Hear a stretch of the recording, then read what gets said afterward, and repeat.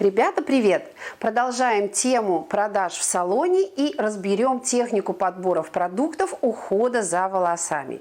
Первый продукт, который мы используем при мытье волос, это шампунь. Шампунь предназначен для очищения кожи головы и волос от загрязнений и стайлинга. Шампунь подбираем по типу кожи головы.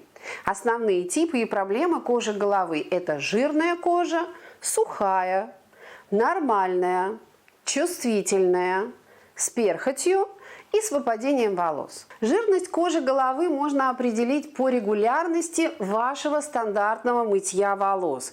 Если вы вынуждены мыть голову ежедневно из-за избыточно активных сальных желез, которые делают волосы жирными и грязными в прикорневой зоне, то у вас, как и у меня, жирная кожа головы. Если вы моете волосы 2-3 раза в неделю, то у вас нормальная кожа.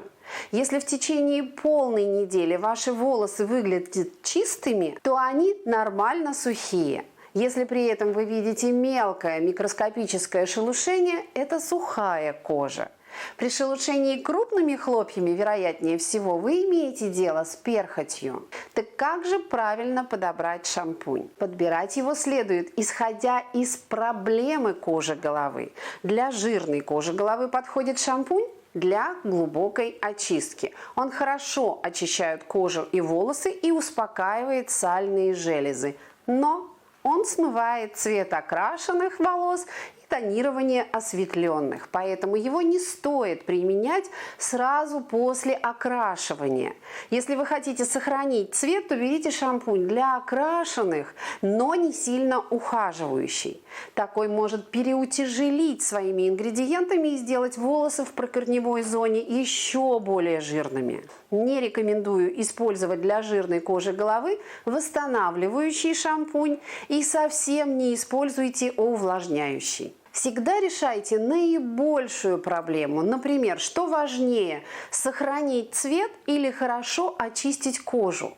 Можно после окрашивания использовать шампунь для сохранения цвета, а перед следующим визитом в салон за пару недель перейти на шампунь глубокой очистки, для того, чтобы поработать именно с проблемой жирной кожи головы.